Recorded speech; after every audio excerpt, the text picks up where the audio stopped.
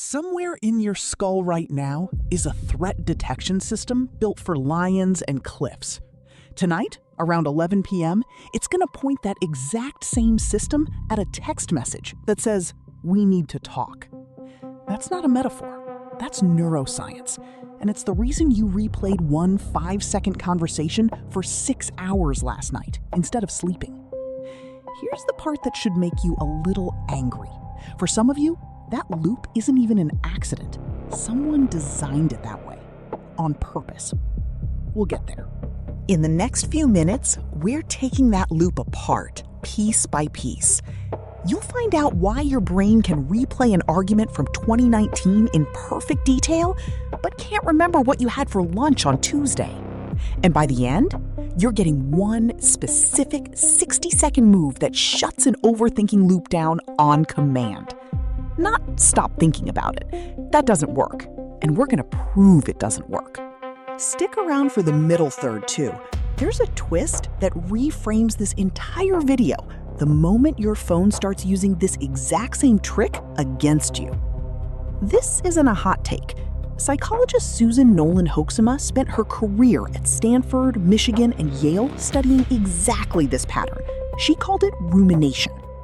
In one nationwide look tied to her research, 73% of 25 to 35-year-olds said they chronically overthink.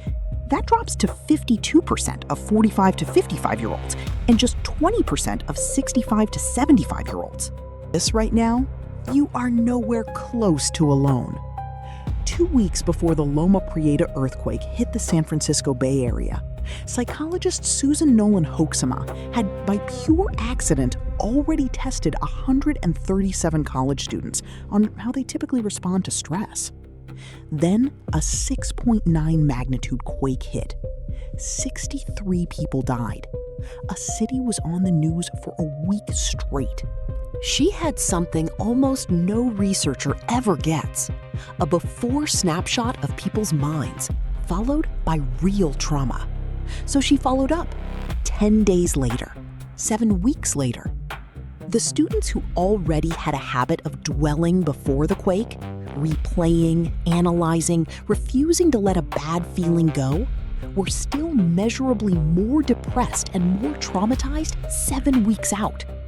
Not because more had happened to them. Some of them barely felt the quake at all.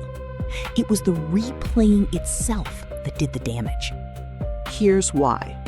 Deep in your brain sits the amygdala, a threat detector built to weigh a rustle in the grass heavier than a sunset. Miss a predator, and you die. Miss a sunset, and you just miss a sunset. Psychologists call this the negativity bias. Layer on the default mode network, the system that switches on the moment you stop focusing and start drifting, and which brain scans show lights up specifically during rumination, and you've got an ancient alarm that... So what actually works? UCLA neuroscientist Matthew Lieberman found that the moment you put a feeling into words, out loud or written down, activity in that alarm center drops in the scan in real time. You don't silence the alarm by fighting it. You silence it by naming it. But naming it doesn't always close it completely. For that, we have to go back almost 100 years to a café in Berlin and a waiter who could remember an order down to the last detail, but only until it was paid for. In the 1920s, a psychology student named Loma Zeigarnik was sitting in a Berlin café with her mentor when he pointed something out. The waiters seemed to remember every detail of an order, right up until the bill got paid. The second the table settled up, the memory just vanished. Zeigarnik took it into the lab. She gave people a stack of small tasks, puzzles, simple assembly, and quietly interrupted about half of them partway through. Later, she asked everyone to recall what they'd worked on. People remembered the interrupted, unfinished tasks far better than the ones they'd completed. Your brain treats an open task exactly like an unpaid tab. It keeps a background process running, burning attention, showing up uninvited at 2 a.m. until the account is closed. That's why an argument from years ago can replay in perfect detail. Technically, it's still open. So how do you actually close it? Not distraction. That's been tested, and it barely moves the needle. In 2011, researchers Massacampo and Baumeister gave people unfinished goals and watched those goals intrude on totally unrelated tasks, dragging down performance. Then they let one group do just one thing, write a specific plan for finishing it. That alone was enough. The intrusive thoughts dropped off almost completely. Not the completion, the plan. Here's your move. The instant a thought starts looping, don't fight it. Grab anything and write the exact next step. Your brain genuinely cannot tell the difference between solved and I know exactly what I'm doing about this next. That trick closes one open tab beautifully. But what happens when your brain isn't stuck on one unfinished decision? It's stuck because it can't even figure out which decision to make. In 2000, researchers Sheena Iyengar and Mark Lepper set up a tasting table in an upscale grocery store. Some shoppers saw 24 flavors of jam. Others saw just 6. The 24-flavor table pulled in more browsers. More people stopped to look. But when it came to actually buying, only 3% did. The 6-flavor table pulled fewer people in, and 30% of them bought a jar, 10 times the conversion. Same jam, same store, same coupon. Psychologist Barry Schwartz named this analysis paralysis in his book, The Paradox of Choice. Your working memory can only actively hold and compare a handful of things at once. A few, not dozens. Past that ceiling, your brain doesn't make a better decision with more options on the table.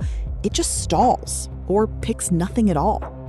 This is why you can freeze in front of a streaming menu, a dating app, a job offer with 14 pros and 11 cons. It's not indecision. It's an overloaded processor. So what actually works? Schwartz draws a line between maximizers, who exhaustively search for the single best option, and satisficers, who pick the first genuinely good option and stop. And satisficers consistently report being happier with what they chose. Before you compare anything, force the field down to 2 or 3 real contenders using one gut instinct filter. Then, and only then, let yourself compare. Now, here's where this gets uncomfortable.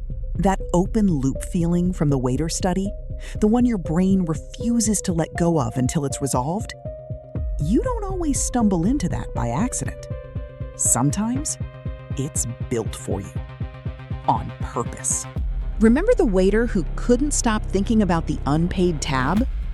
Product teams at some of the biggest companies on Earth studied that exact same effect and built it into your pocket. That red notification badge isn't neutral.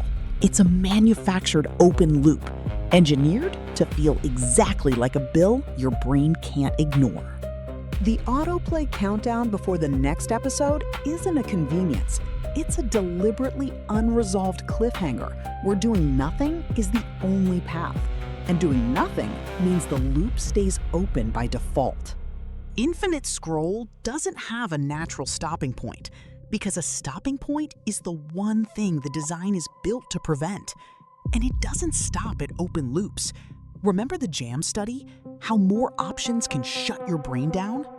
Some retailers lean into that on purpose too, burying you in filters and comparisons until you're too fatigued to think straight and default to whatever's easiest to click. Others do the opposite, a countdown clock, only 2 left, engineered to yank you past deliberate thought entirely, straight into a snap decision. Same brain wiring we've spent this whole video talking about, just pointed at you, on purpose, by people who get paid when you can't put it down. That's the twist. Overthinking isn't only something that happens to you, some of it is something that gets done to you. So if you take exactly one thing from this video, the next time a thought starts looping, the argument, the decision, the did I say the wrong thing? Don't try to shut it up. You can't. We already proved that. Instead, grab your notes app, or a napkin, or the back of your hand, and write down one specific next action.